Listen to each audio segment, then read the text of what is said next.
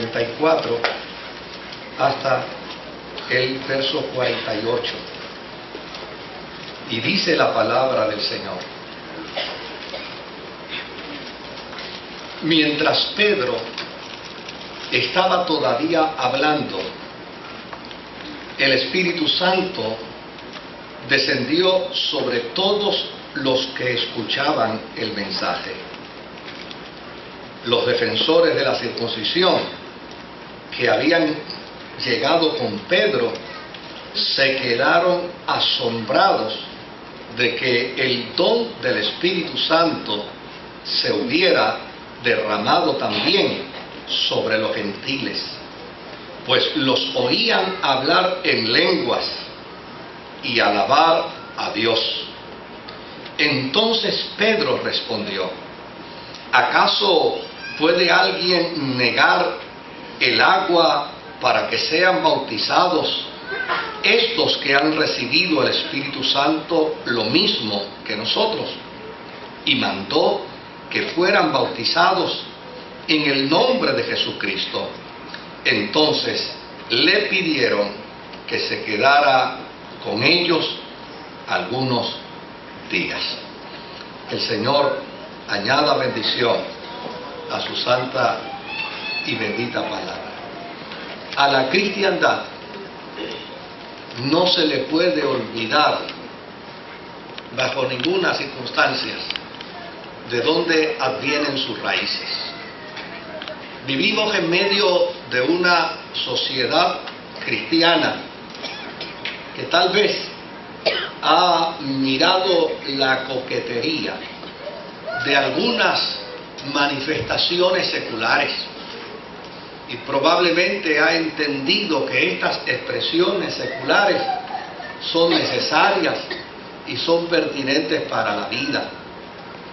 Y desde luego no podemos negar que hay experiencias de la vida secular, de la vida cotidiana, que son necesarias, pero nunca jamás podemos pensar que son imprescindibles.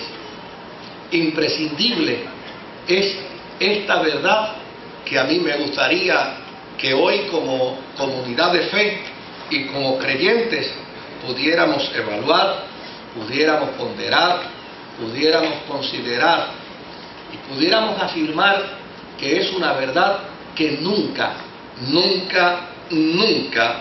se nos puede olvidar. No se nos puede olvidar que la vida de la Iglesia no está cimentada en bases filosóficas. No se nos puede olvidar que la vida de la Iglesia está cimentada en posturas de argumentos humanos. No se nos puede olvidar que la vida de la Iglesia está llana y sencillamente solidificada como resultado de una bendita experiencia que un grupo de hombres y mujeres vivieron en el aposento alto como resultado de un acto de obediencia a su Señor y Salvador Jesucristo. La Biblia dice que el resucitado se apareció a sus discípulos y cuando se apareció a ellos les dio una instrucción, y la instrucción fue que se trasladaran hacia Jerusalén y se ubicaran en X lugar y de allí no salieran hasta que no fueran llenos del Espíritu Santo. Y desde luego la vida cristiana, la fe cristiana no nace de otra experiencia, sino de la experiencia de aquel día glorioso donde 120 hombres y mujeres fueron llenos del Espíritu Santo.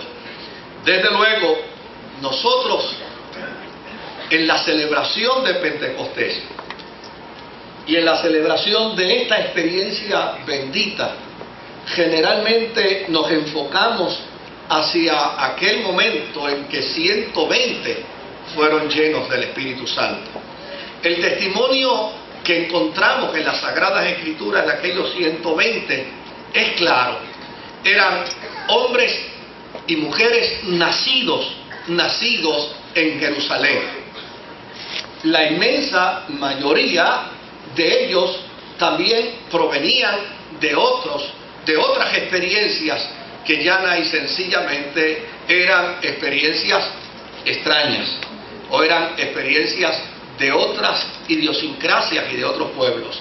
El escenario que nos presenta Lucas en el libro de los Hechos es que hay 120 hombres y mujeres judíos versus una cantidad de miles de personas que están observando aquella extraordinaria manifestación.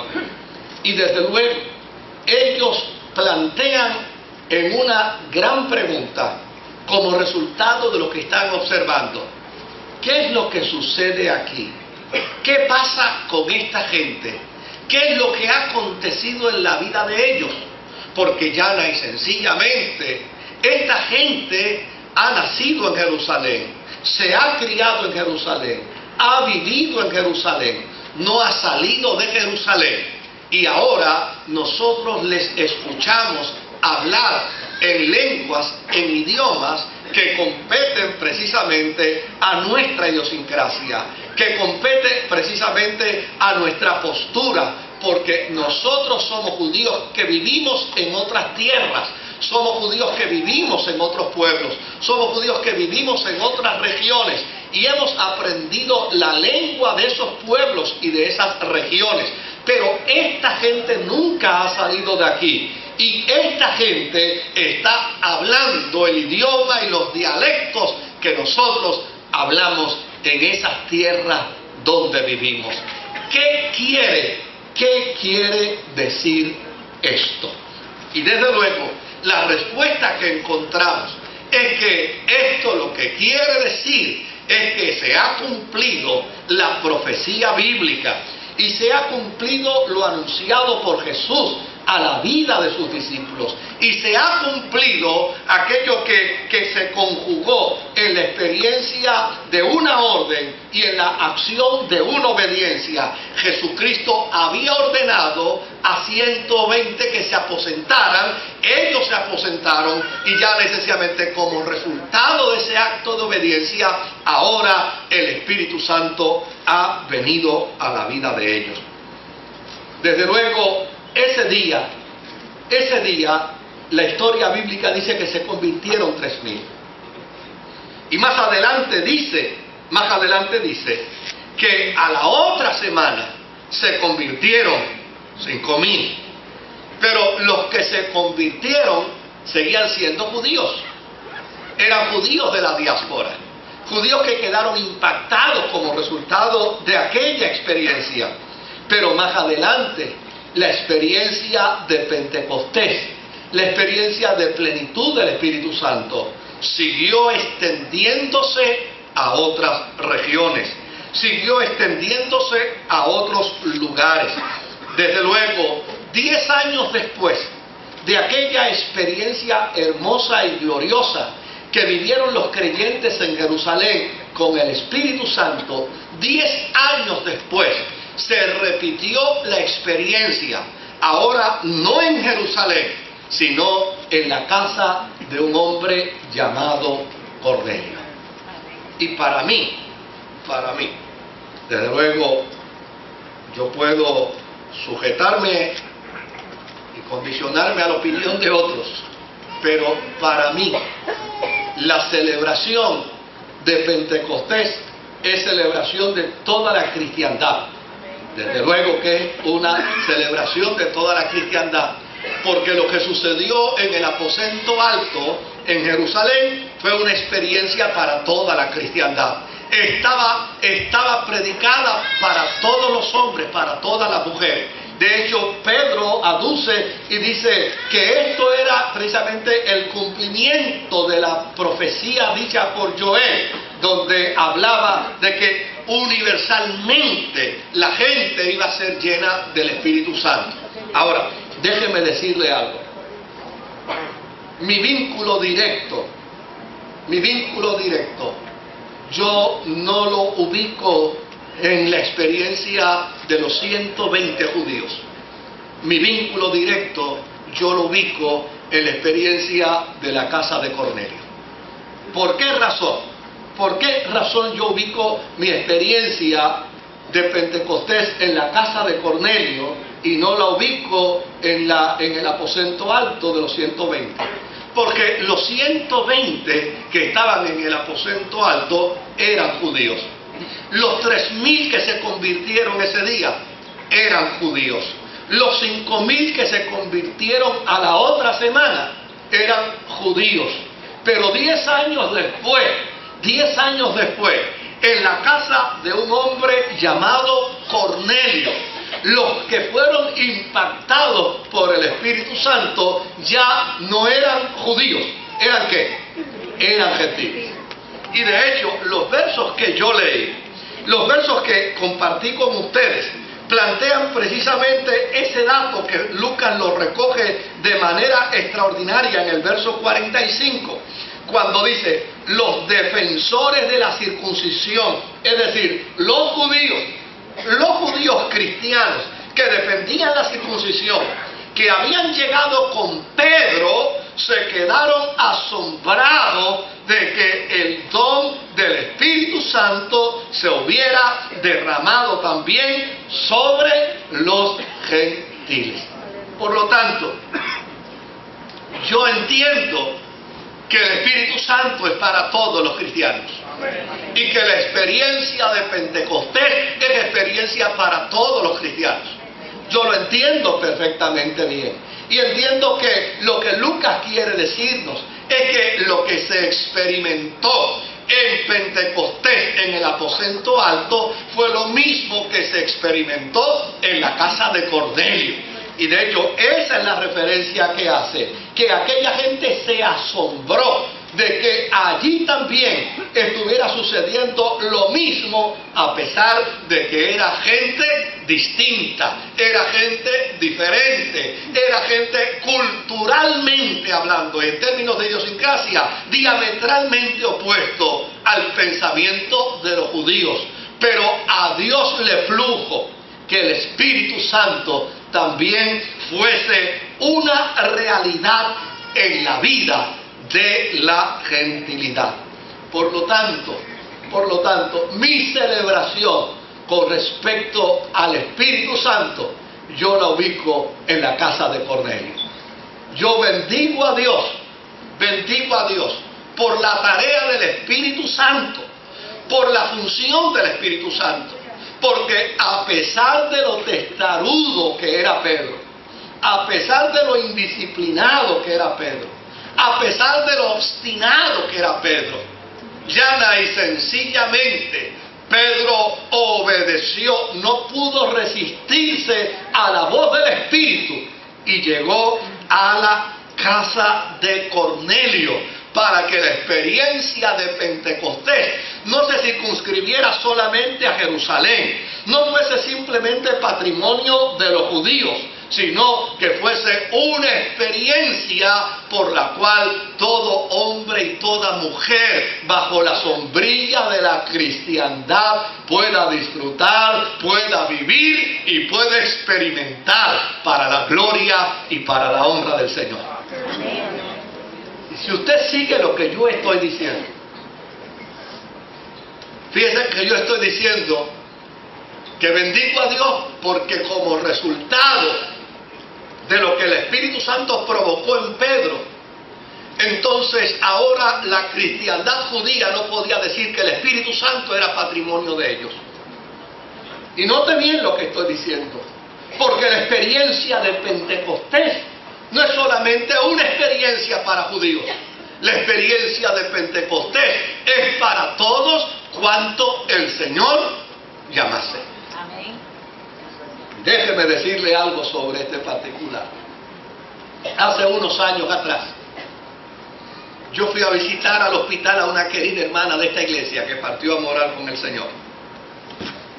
Y cuando yo fui a visitar a esta mujer, conversé con ella un ratito, luego decidimos orar. Y de repente, cuando yo estaba orando, sentí que alguien se ubicaba al lado mío y yo lo escuchaba afirmando mi oración. Y yo oraba al Señor para que Dios acompañara a esta querida hermana en el hospital. Y la persona que estaba al lado mío, un varón, decía: amén, así sea, Señor. Y yo oraba para que la gracia del Espíritu Santo fortaleciera a nuestra hermana allí en el hospital.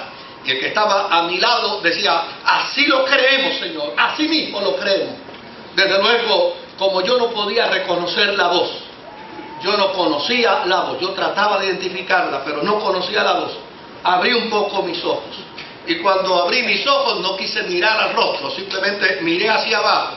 Y lo que yo veía era a manera de una sotana. Yo miraba hacia abajo y lo que yo veía era a manera de una sotana. Y yo decía: Señor, yo ruego que la gracia de tu Espíritu Santo sostenga la vida de esta tu hija. Y él decía: lo creemos, Señor, Espíritu Santo, sosténla. Cuando yo terminé de orar, no porque ya debía entender terminar, sino porque quería terminar para ver quién me estaba haciendo esto. ¿Por qué no ser honesto, verdad? Y decir las cosas como son, con la verdad con la que son. Yo digo: yo voy a terminar esta oración, yo tengo que ver quién está al lado mío. Que yo digo, y él: sí, Señor, y sí, Señor. Cuando yo terminé de orar y abrí mis ojos, allí estaba un sacerdote católico al lado mío, bañado en lágrimas, y me dice: ¿sabes?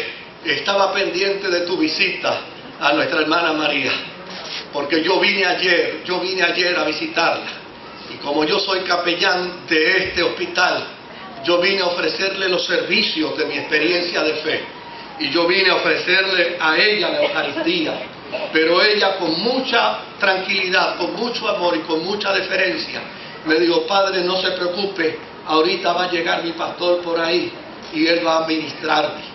Pero yo le pregunté a ella: ¿y usted es creyente? Y ella me dijo: sí, yo soy creyente. ¿Y qué experiencia usted tiene? Y ella dijo: yo soy pentecostal. Y cuando ella dijo que era pentecostal, pregúntele a ella a ver si no es cierto. Y ella: sí, pastor, así fue. Yo me tiré de rodillas al lado de ella y le dije: hace rato que yo deseo que un pentecostal me ponga las manos encima y ore por mí.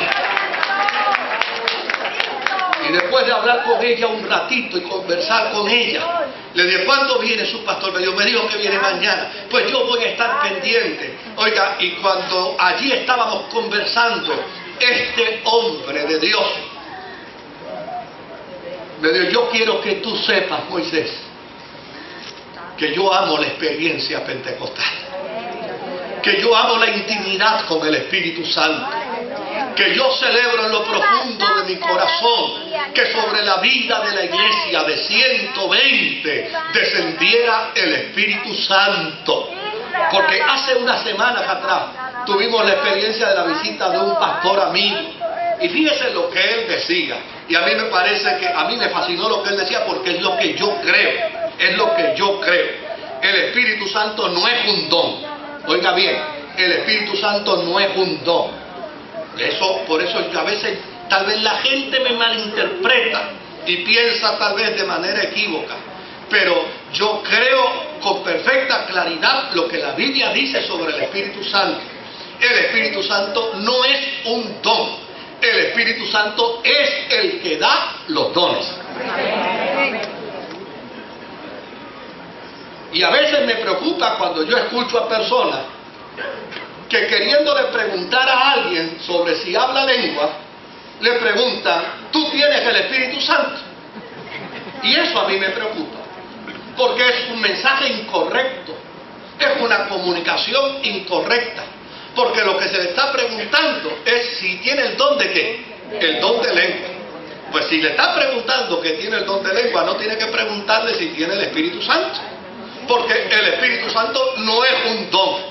El Espíritu Santo es la tercera persona de la Trinidad. Él es el que da los dones. Él es el que imparte los ministerios. Él es el que provoca en la vida de la iglesia el proceso armónico para que se cumpla el propósito de Dios en nosotros. Él El Espíritu Santo es el que nos educa. El Espíritu Santo es el que nos capacita. El Espíritu Santo es el que nos disciplina. El Espíritu Santo es el que nos dirige. El Espíritu Santo es el que nos corrige. El Espíritu Santo es el que nos constriñe. El Espíritu Santo es el que nos llama para ministerio.